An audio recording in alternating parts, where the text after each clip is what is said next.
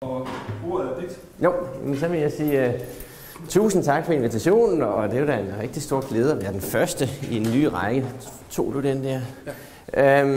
Ja. Værdibaseret afregning truer, kan man sige, og vi skal sådan set prøve at gøre det så lidt problematisk som muligt, men det ligger jo i hele den her tone af ting, der arbejdes med for tiden med, at vi skal fokusere meget mere på, hvad kommer der ud af de ting, vi laver, i stedet for, hvor meget vi laver. Det er jo mantraet de her år, og det er sådan set et sted hen ad vejen også det mantra, vi skal snakke om i forhold til Medicinrådet, som er temaet for i dag. For det handler jo også langt hen ad vejen med at finde ud af, hvad kommer der ud af de her medicin, og hvad må det så koste? Fordi i sidste ende, så handler det jo et eller andet sted om det budget, der er, og få noget fornuftigt ud af det. Og det er så blevet bedt om at give sådan et oplæg på en lille halv times tid her, og så er der sådan en debat efterfølgende, hvor man kan stille spørgsmål. Men vi skulle sige lidt om, hvorfor vi fik en medicinråd, og nogle gange så diskuterer vi jo sådan ret meget om medicinudgifterne, det der vælter hele sundhedsvæsenet, og det må man sige, det er det ikke. Altså hvis vi går ind og kigger på det sådan historisk set, så ligger det sådan rimelig konstant, de udgifter, der har været til medicin i det danske sundhedsvæsen. Meget sted på sygehuset, og det skyldes, at der er kommet en række patenter derind. Til gengæld er det så faldet lidt over i primærsektoren, så netto, så har det faktisk ligget konstant, og det gjorde det op til, vi begyndte at diskutere medicinrådet i 2012, og det har det faktisk også gjort siden. Det er lidt stigende, men ikke nødvendigvis ret meget mere stigende end de øvrige sundhedsomkostninger. Så det med et medicinråd handler faktisk ikke rigtigt om, at vi skal have lavere medicinomkostninger. Det har aldrig været det, der var tanken om det, når man snakker medicinråd. Det, der var problematisk, og det, der er problematisk, det er, at for en række nye mediciner, der blev introduceret, der var simpelthen noget, der stak helt af. Og hvis man kigger i den her, så kan vi sådan se fra 98 til 14, det er, hvad kostede det for 28 dages behandling for ny kræftmedicin. Og det, man kan jo se, det er selvfølgelig lidt peberet, og det har der altid været, det er de fleste af dem sådan set også. Det stiger lidt. Men der er nogle af dem, der sådan er bare stukket helt af. Og sådan er det ikke bare på kræftområdet, sådan er det på en række områder, hvor man kommer ind og se nogle prissætninger på medicin, som vi har svært ved at forklare ud fra sådan en almindelig økonomisk teori. Og også hvis der kommer flere konkurrenter inden for det samme område, så vil man forvente, at prisen falder. Det gør det ikke på det her område. Hvis man får større indikationsområder, så vil man også forvente, at det faldt. Det gør det heller ikke på det her område. Og det er så det, man begynder at snakke om som økonomer, som det hedder rovdyrsprisætning eller predator pricing. Det er, at man tager simpelthen, hvad man kan få. Ikke? Altså, der er ikke nogen øvre grænse. Og man så på den sidste konference, på den store kræftkonference i USA, at der var et lægemiddelfirma, der begyndte at snakke om, at man ville markedsføre et produkt til en pris på $1 million per patientår. Og så må man ligesom sige, hvor kommer $1 million fra? Ikke? Det er jo helt oplagt bare en fiks idé nede i marketingsafdelingen for at sige, hvad kan vi slippe afsted med? Ikke? Og hvis man betaler det, så ved vi jo et eller andet sted også godt, at det næste år så koster produktet $2 millioner per patientår. Ikke?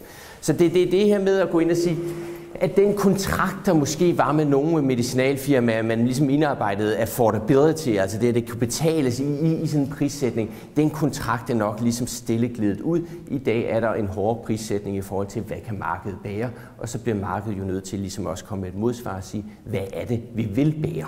Og det er der et eller andet sted, Medicinrådets diskussion kommer ind.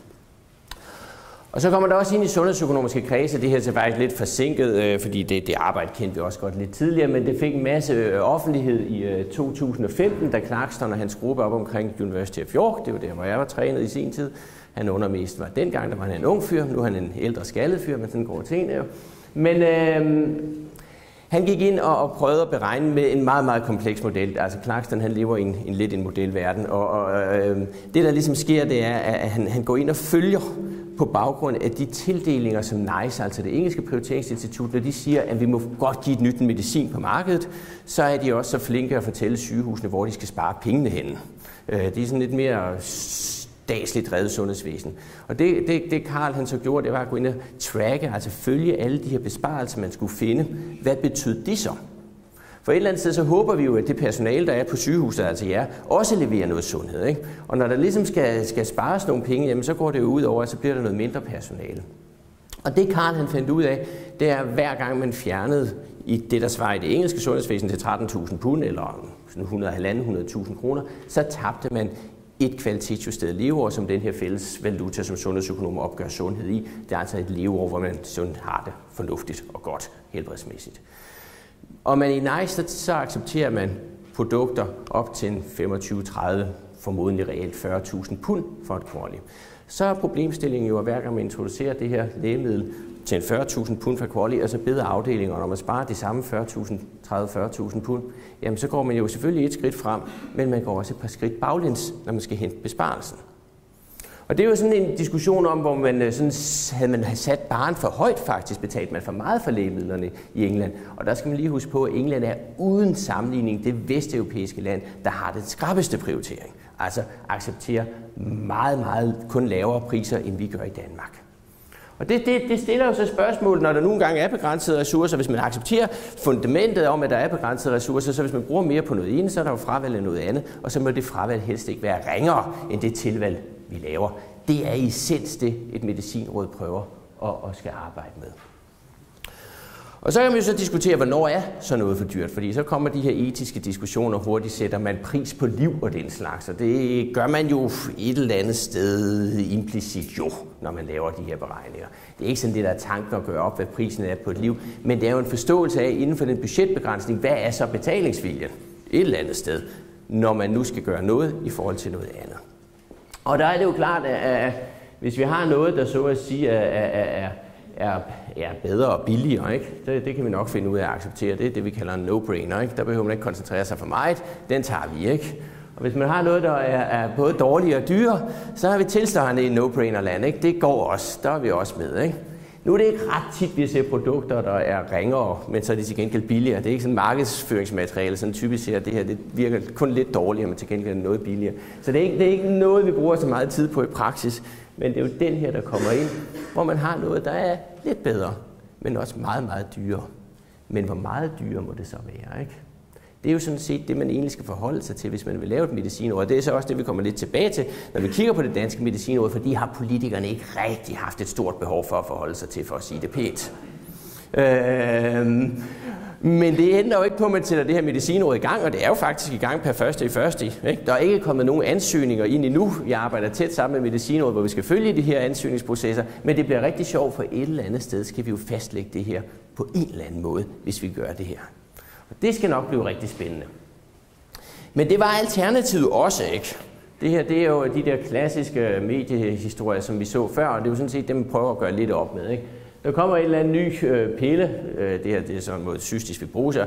Pressehistorien er jo altid, det kostede en formue, det skal man så bare huske, det gjorde den behandling, der erstattede os, og altså, hvor meget netto mere omkostning var. Men altså lad det nu være, det er sådan set pressehistorien, der er interessant, ikke? Der kommer en ny pille, det er en bombe under vores sundhedsøkonomi, jeg tror, de skulle have 1 million eller 2 millioner kroner for at behandle et patient over med den her. Så kommer en sundhedsøkonom ud, det kan være mig, det kunne være Kjeld Møller, ja. Det er faktisk mig. Men det er en af de her, der går ud og siger, at det går ikke. Det her, det bliver vi nødt til at gøre noget ved. Ikke? Sådan kan det ikke fortsætte. Det er fint nok, ikke? Så sker der det næste, så finder patientforeningen sammen med medicinalindustrien Elisabeth. Hun sidder der, ikke? Hun får 33 piller, og er det virkelig hende, vi vil slå ihjel? Sådan var det jo ikke, vi så på det vel. Og det er der så hurtigt en, der kommer ud og så siger, det er så folkesundhedsformanden for Sundhedsudvalget, ikke? Liselott Blixt, der siger, at det her, det kan vi ikke gøre. Ikke? Den her situation var klart uholdbart. Ikke? Altså sådan kan vi ikke blive ved med at arbejde på den her måde. Og det er jo så derfor, man ligesom begyndte at arbejde med noget medicinråd. Og et eller andet sted, så er det jo sådan, var det jo lidt spøjst at se på den her valgkamp, der var sidste gang, hvor man havde statsministeren og så et udfordrende, der siger, at du kunne slet ikke tale om, at vi satte pris på medicin. Altså, jeg har siddet med omkring primærmedicinen. Altså, når det er over i apotekerne, så har vi jo haft økonomisk prioritering på det her siden 98, hvor jeg har været med til at arbejde med det her. Så det var lidt spøjst at sige, det må vi ikke gøre. Så tænkte jeg, hvad fanden er det, vi har gjort de sidste 15 år? Men hvad pokker, ikke? Og hvad er det, vi gør over i primærsektoren? Der gør vi faktisk rigtig meget ligesom NICE i det engelske prioriteringsinstitut, som man kigger meget på. Altså. Og det her, det er et af de her produkter, altså det er en kolesterolprodukt, der hedder PCSK9, det hedder et eller andet, det er en type. Men hvor vi er vant til, at de her kolesterolprodukter, efter de er gået af patent, så ligger de jo sådan typisk under 1 krone per behandlingsdag. Ikke? Det er jo ikke det store. Så kommer de her ind på markedet, og så vil de have 60.000 kroner for at behandle et år. Og det er jo immervæk en forskel, 300 kroner og 60.000. Det er der til at tage at føle på. Og så skal det da helst være bedre. Ikke? Og hvad gør man så i England? Jamen, de går ind og siger det her. De siger, at der var nogle. De har godt set, at der var nogle studier af det her. Det viser, Men det var ikke i stand til at vise robust information på vigtige kardiovaskulære outcome. Og selvom de selvfølgelig kan godt sige, at der er en eller anden sammenhæng mellem kolesterolniveau, og det var det, de kan måle på i den her proces, og de her outcome, så mener man, at det var usikkert, og så derfor så kommer man ind og siger, at det her, det var ikke value for money. Det er simpelthen for dyrt. Derfor sagde de nej til at give tilskud. Godt så. Jamen, hvad gjorde vi i Danmark? Jamen, vi lånede altså noget af det tilsvarende. Det her det er blevet vedlagt medicintilskudnævnet. Der er udført flere studier, der viser en markant effekt af de her produkter her på surrogatparametereffekterne. Altså, det er ikke rigtig fint. Det her, det er kolesterolniveau. Det ved vi jo godt, det er et eller andet sted, men det er ikke rigtig fint. Men studier på morbiditet og mortalitet, de er der ikke, og derfor finder vi ikke, at prisen står i et rimeligt forhold til den behandlingsmæssige effekt. Altså fuldstændig analog sagsbehandlingsgang som over i NICE, ikke? Hvad sker der så? Ja, men så kommer der så nogle måneder efter, så finder jeg ud af, at NICE, de ændrer mening, ikke? Og hvorfor gør de det? Ja, de skriver, at selvom det var ret dyrt, det kostede det her per år, ikke? Så var det ikke omkostningseffekt. Men som de siger, nu får vi med en discount agreed, så synes vi, det er okay. Så lige pludselig alle de der argumenter om, at man ikke havde endelig outcomes, det er, hvis prisen er lavere, så kan vi godt leve uden endelig outcomes, ikke? Så det er jo en købmandshandel, det her. Altså, let's face it, det er det handler om, ikke? Og nu er det sådan i England, der må vi ikke kende prisen, men et kvalificeret gæt, det er, at det koster 25.000 for at behandle en patient et år i England, fordi så bliver det lige præcis omkostningseffektivt under de 30.000 pund væk. Det må man ikke vide, men det ved vi alle sammen godt, ikke? Det, der har lidt været udfordringen i det danske system, det er, at vi må ikke have hemmelige priser, når vi er over i primærsektoren. Og derved så de medicinalfirmaer ikke vilde med, at alle andre ved, at man kan købe det til 3.000 pund, for så vil tyskerne også kun betale 3.000 pund. Ikke? Derfor sker der også en revision pt. Nu af medicintilskudsnævnets metoder i Danmark, for at man eventuelt kan have hemmelige priser for at opnå den samme dynamik. Det var det, vi alle sammen tænkte, at vi skulle lave medicinråd, der gjorde så noget her i Danmark. Altså gå ind og lege lidt pranger og sige, det vil vi ikke give, og så dur det ikke godt nok, hvis det er det koster, men hvis det koster lidt mindre, så dur det godt nok. Ikke? Det er købmandshandel, ikke? Sådan er det. Det har vi også gjort over i et eller andet sted, jo, når vi kigger. Det her det er sådan et dansk produkt, Tresiba, det var et nordisk produkt, vi sagde nej til. Det var de pænt sagt ikke begejstrede for. Så finder man ud af, at altså man er vant til, at folk de ringer til en chef og brokker sig, ikke? Det, når man har lavet et eller andet. Man er ikke vant til, at de ringer direkte til statsministeren, men sådan er der jo så meget i den her verden, ikke? Men det der skete, det var, at vi sagde nej, og hvad skete der? Så blev de enormt sure, og da man så stod fast, så sænkede de prisen, og så sagde vi ja. Ikke? Det er det handler om. Købmandshandel. Hvad er det så, vi skal gøre over medicinrådet? Ja, det er lidt mere kompliceret faktisk. Fordi man ikke ville slå til, at der var en eller anden, at noget var for dyrt. Det har vi aldrig rigtig fundet ud af, hvad det egentlig må koste over i primærsektoren. Men vi har haft sådan et, det ligger nok om 250-300.000 for et leveår, eller et kvalitetsjusteret leveår, ligesom i England. Men det ville man ikke gå ind og forholde sig til, og derfor har vi fået en udfordring i medicinrådet.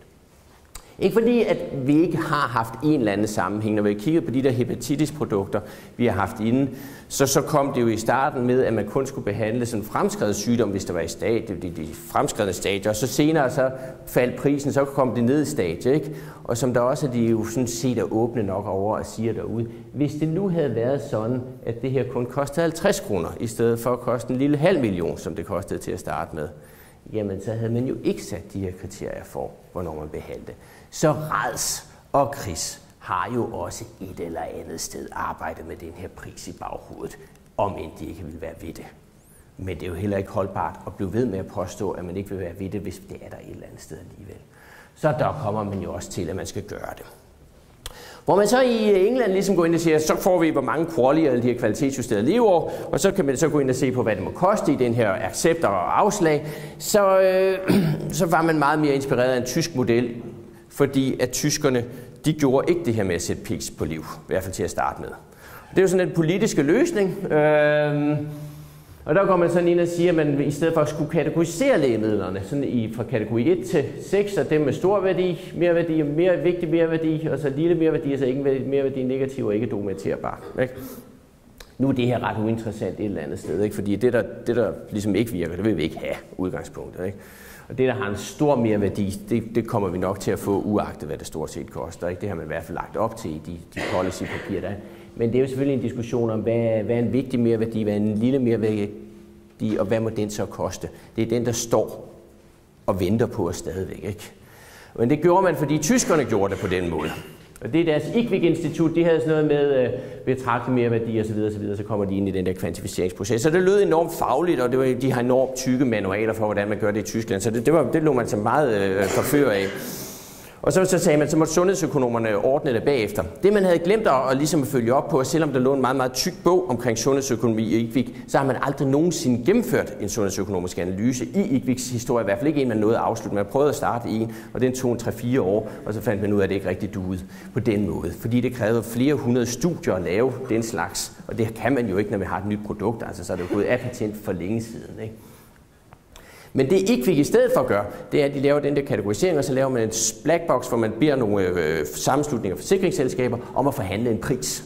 Og så prøver de at få prisen ned på den måde. Og det man lige skal huske på, det er, at de forhandlere, de er ret barske, fordi at IQVIC, de siger i udgangspunktet cirka halvdelen af gangene, når de siger et nyt produkt, at det ikke har nogen mere værdi.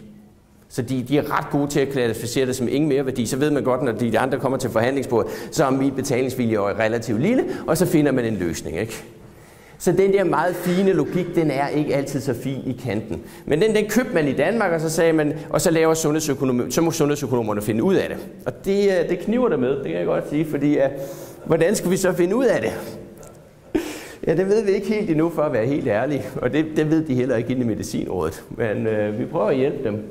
Men det der sker, det er virksomheden, det er varsler og ansøger Medicinrådet, ikke? Og så kommer den her kategorisering fra 1 til 6 over i Medicinrådet.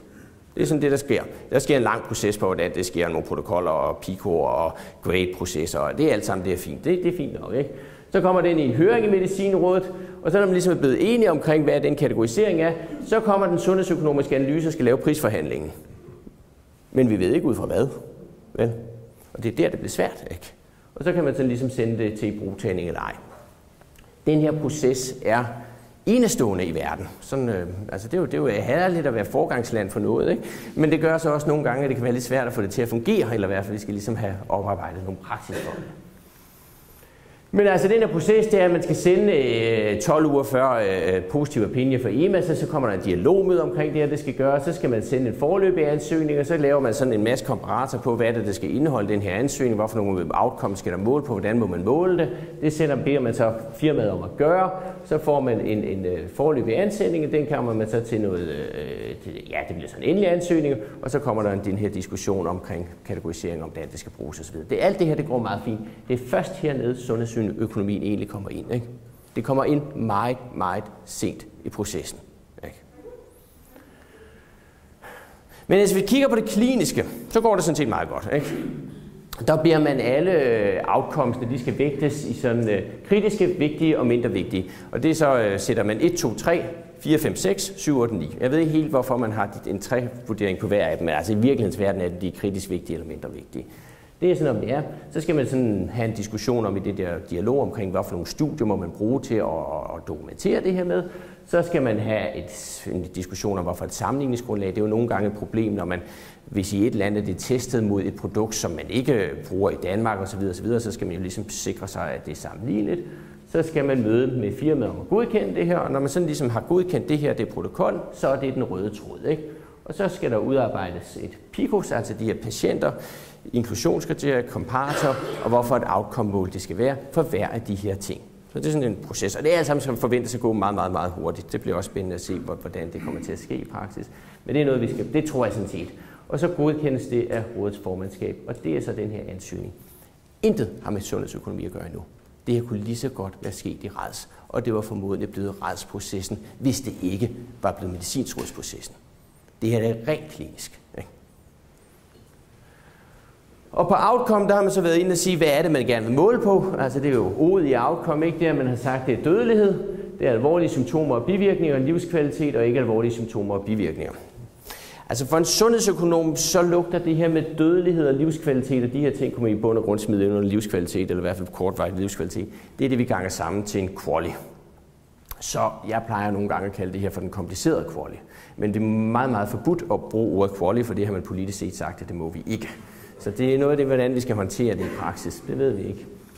Og så alt efter, hvordan man kommer ind i den her kategorisering til 1-6, det er simpelthen, hvordan er hvordan ligger man egentlig på sit punktestimat af sine konfidensintervaller omkring de her elementer. Det er sådan lidt teknisk, ja. Det er ved Gud ikke mig, der har fundet på den løsning, men det er inspireret af det tyske igen. Men bund og grund, så får man først ind, og første trin, der er at sige, hvad er det mindst? Altså, hvad er det vigtigt, hvis man kan leve en uge mere, til trods for, at man har meget fin konfidensinterval om det?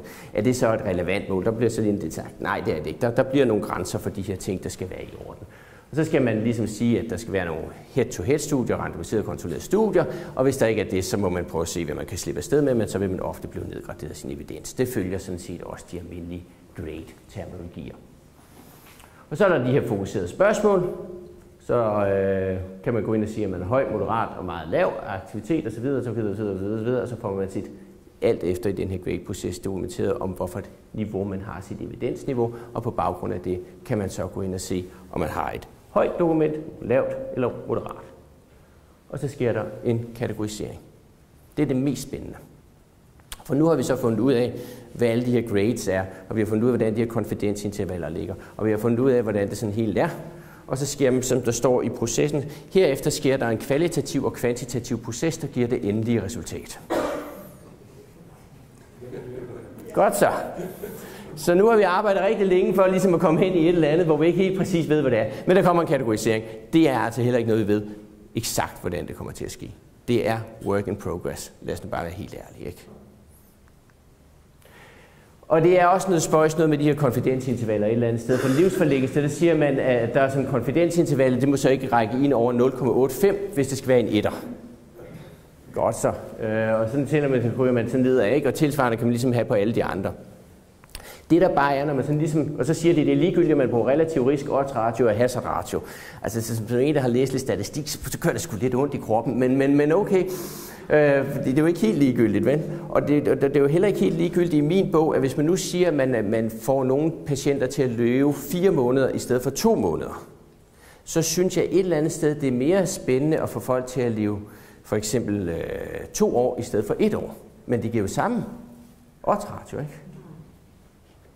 Der er i min bog nogle ting, der simpelthen ikke er tænkt særlig godt igennem. Men altså, vi skal være til at virke på en eller anden måde, ikke? Og så får man de her ting, og så er der sådan noget, alt det her, det er teknik, men det kan man simpelthen gå op og slå op, ikke? Man skal bare huske på, at hen over det her sker der stadig den her kvantificeringsproces i styringen, ikke? Og så, når vi er kommet til det, så er det først her, omkostninger kommer til at spille en rolle. Det er først her, vi begynder at kigge på det, ikke? Hvis der er en merværdi, så vurderer Amgros merværdi i forhold til meromkostningerne. Vi ved bare ikke, hvad merværdien må koste. Så det er jo også lidt interessant, ikke? Men det er jo noget, det vi finder ud af. Og hvis ligeværdigt, så går man ind og siger, at hvis der har været nogle omkostninger ved det ene produkt, som tilfalder patienter, så må det medregnes i prisen, og det er nyt i forhold til RADS. Der har det jo været sådan, at hvis man går ud og finder et produkt, der ene er subkutant, og det andet er infusionsbaseret, så skal man tage det infusionsbaserede, selvom det kun er 20 øre billigere end det subkutane. Der bliver nogle ting, man må medregne i det her, men det er en teknikalitet, man lige så godt kunne have taget med ind i RADS. Det havde ikke været nogle problemer, og jeg havde ikke lavet medicinråd for at gøre det. Og hvad er det så for nogle omkostninger, man må tage med? Det er helt standard, ikke? Det er regionale og kommunale sundhedsomkostninger, så hvis man sparer noget ude i kommunen, så skal I sådan set betale det på sygehuset. Det er ikke så rart at vide, men altså sådan bliver det altså. Så hvis man sparer i hjemmeplejen, så skal I bruge det dyre produkt også, selvom det ikke tilfælder jer, den besparelse. Men det er der, hvor man har valgt at tage nogle nationale hensyn. Så har man valgt, lidt kontroversielt, men også på linje med, hvad der sker mange andre steder i verden, og også i Sverige og i England, der har man sagt, at hvis man har for eksempel en sklerosepatient, man helbreder, som kan komme ud på arbejdsmarkedet, så må man ikke tælle deres arbejdsmarkedsværdi med som en gevinst. Og det vil man gøre i økonomisk sammenhæng normalt, men man er simpelthen bekymret over nogle lighedshensyn her, at man så får fokuseret behandling mere hen på dem, der er i en erhvervsaktiv alder, frem for dem, der er ude af den erhvervsaktive alder. Og der har man så vægtet lighedshensynet mere end det økonomiske efficienshensyn. Men man må godt medtage sig folks tidsomkostninger ved at modtage behandling, hvilket så er lidt højst bizarrt, men altså sådan er politik nogle gange, at man godt have det ene med, men ikke det andet med, ikke?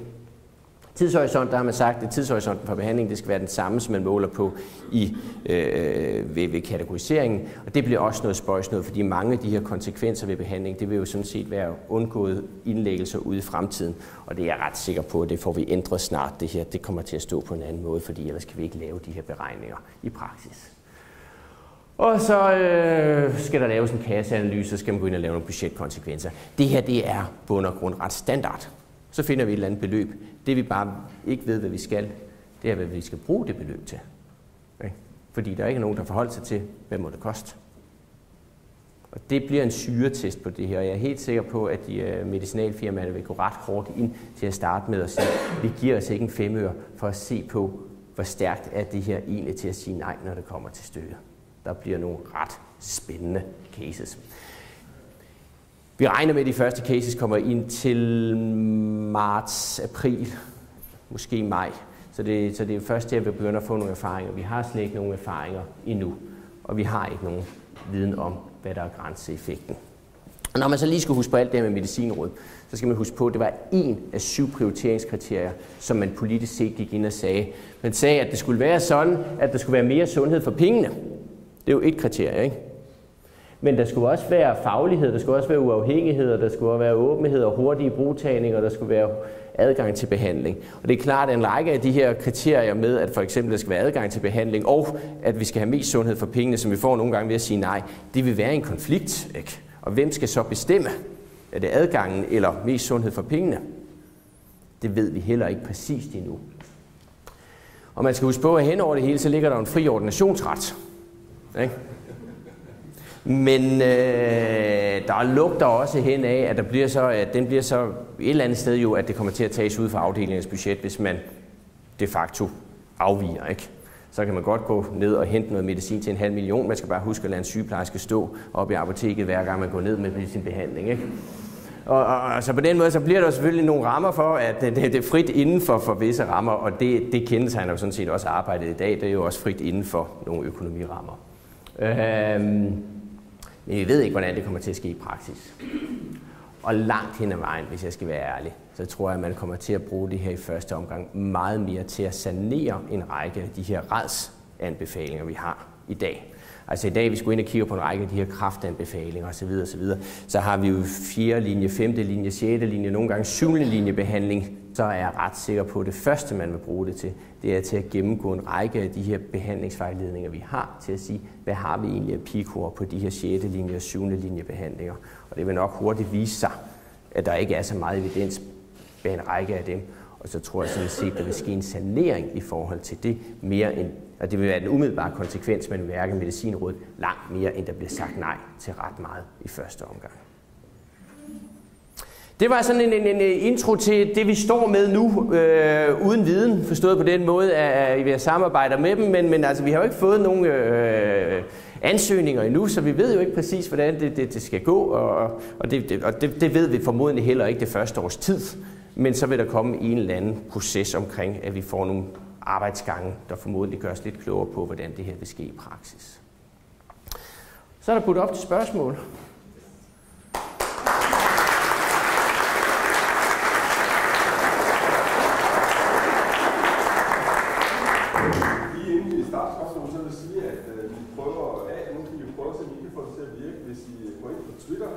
Så kan I skrive til UH-talks, hashtag UH-talks. Så kan man stille spørgsmål der, og hvis man i fremtiden sidder hjemme foran computeren og følger det, så kan man jo bare stille sit spørgsmål til den vej, og så kan man altså få svar, mens man sidder derhjemme, eller hvor man må være i verden. Tusind tak. Hvad hedder det? Hvor meget virker de her systemer? Altså nu siger du, at det bliver købmandshandel, men hvis du ser på NICE, hvor mange procent sparer på prisen? Jeg tror, at Ambros er det ikke 3 milliarder, de har siger, de har sparet over, eller hvad? Du kan sikkert følge det. Og man det bliver jo herligt, når man selv går ind og sætter sin førpris, så at sige. Ikke? Og så finder man sin efterpris og siger, men det har jeg sparet. Og så er vi alle sammen glade. Og det er jo sådan den proces, som vi jo også har set i USA, hvor der har været en tendens til, at man satte listepriserne højere og højere og højere, og så kunne forhandlerne komme hjem med større og større besparelser, og dermed større og større bonusløn. Ikke? Men virkelighedens verden var, at priserne bare steg og steg. Ikke? Og det er derfor, at de der besparelser er ret uinteressante. Men hvis vi går ind og ser på NICE, så er det cirka en fjerdedel af alle lægemidler, der kommer igennem, uden at der er lavet enten en indikationsbegrænsning, eller man har fået en prisrabat. Så 75% har altså fået en prisrabat. Og de vil ikke offentliggøre deres priser mere, men vi ved fra tidligere undersøgelser, at de ligger omkring priser i størrelsesorden 20% under vores. Og det er jo også ved at tage med. Og det er i cirka samme niveau, nordmændenes priser faktisk også ligger under vores, som bruger en model, der minder utrolig meget om NICE's. Og der er det jo, fordi argumentet har jo nogle gange været i England, jamen det er jo et fattigere land. Jamen det kan man sgu ikke sige om Norge, vel?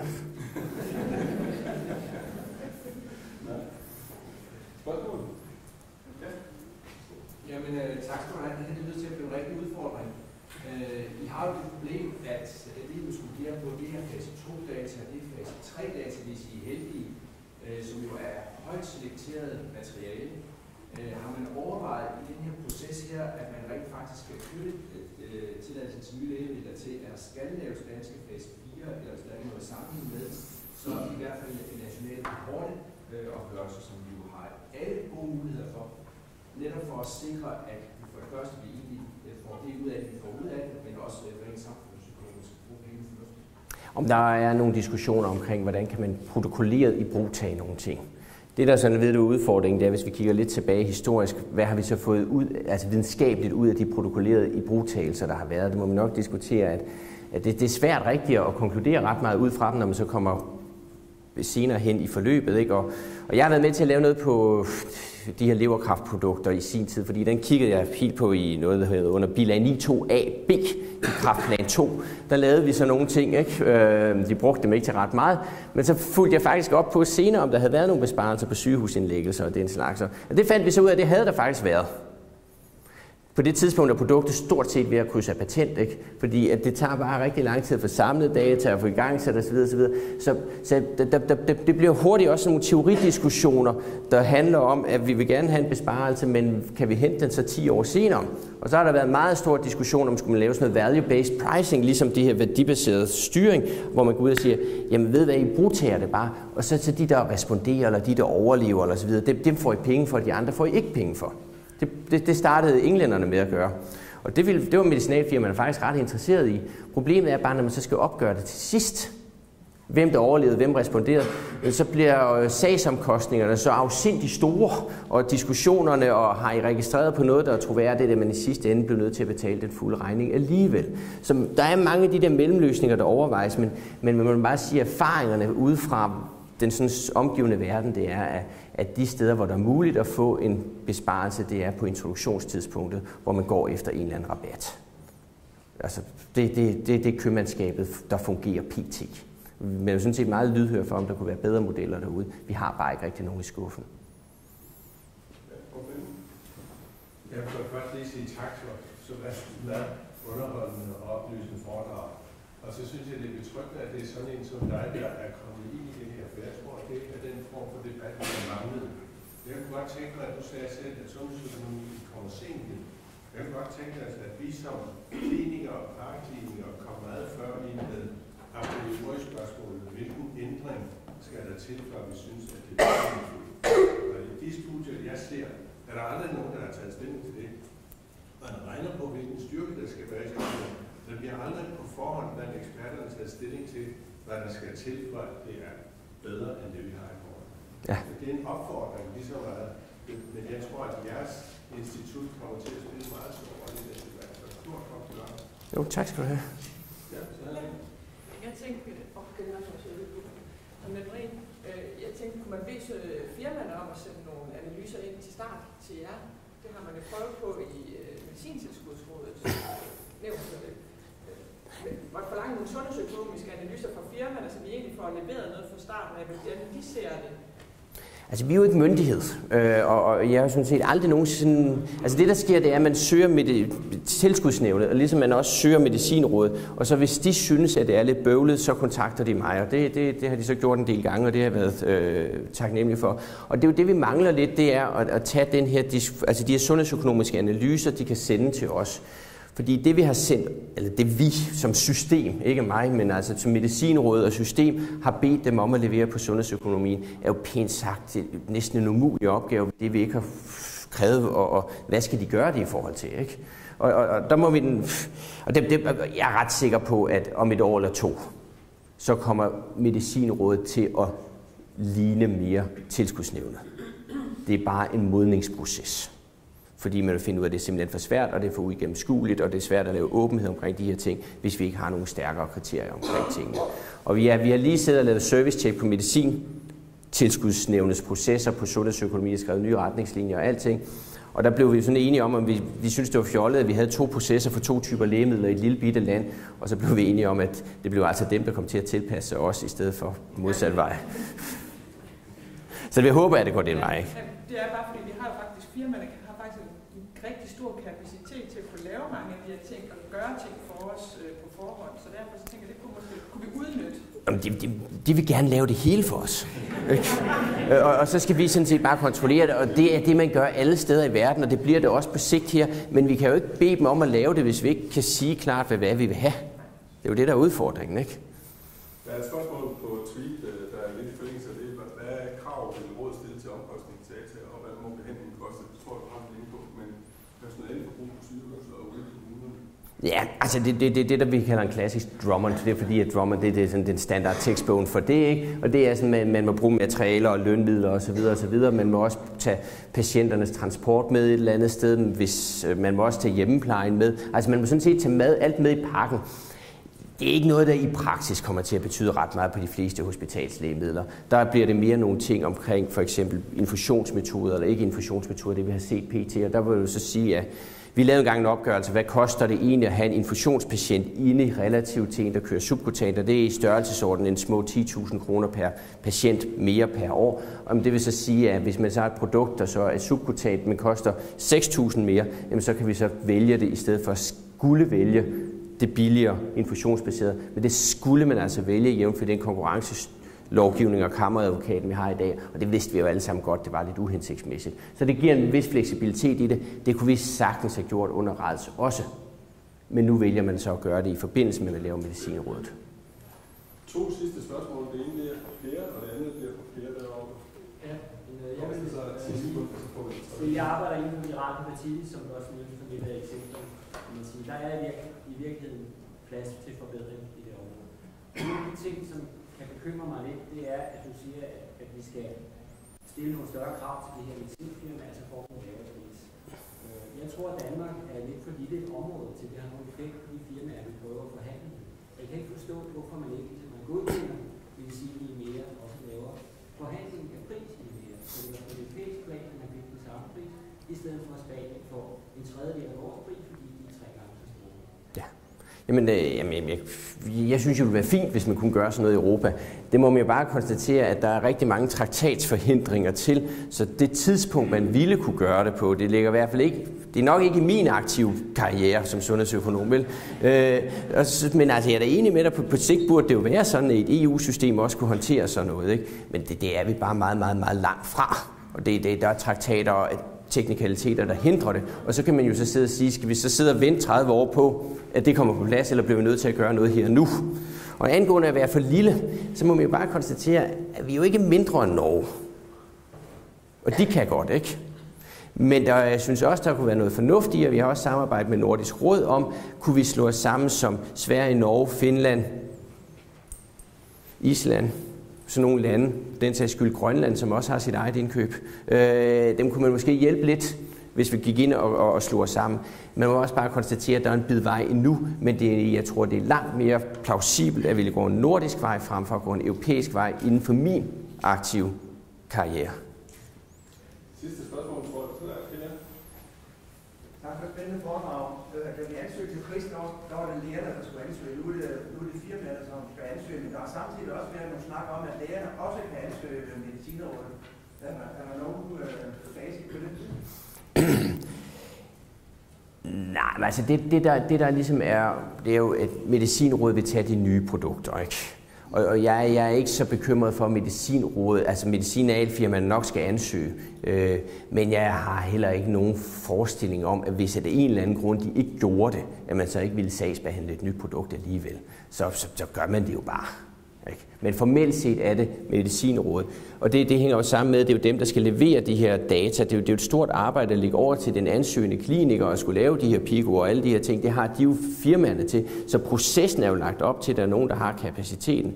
Men den dag, vi fik det problem, at der ikke blev ansøgt, må ikke man også så fandt en løsning. Jeg tror bare ikke, man har tænkt på det lige nu og her, som det skulle blive et stort problem. Men jeg kan ikke forestille mig, at man ikke kunne finde en løsning på det. Tusind tak for veloplagte spørgsmål, veloplagte svar.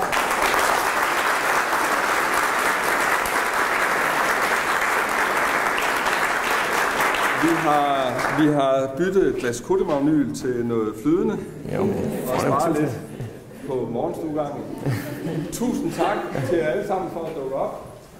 Næste uge, hvor har vi programmet for næste uge? Og der hænger noget udenfor. Ja. Og næste uges foredragsholder er det er Michael Bæk, der kommer og fortæller om værdibaseret styring i sygehusvæsenet. Og der vil jeg sige, at der er mødepligt for det administrerende overlæger og overlæger. Det er simpelthen en bundsopgave for os alle sammen. Kan I have det godt derude?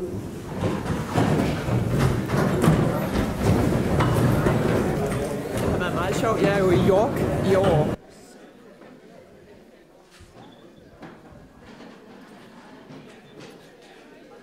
Vi klarer det.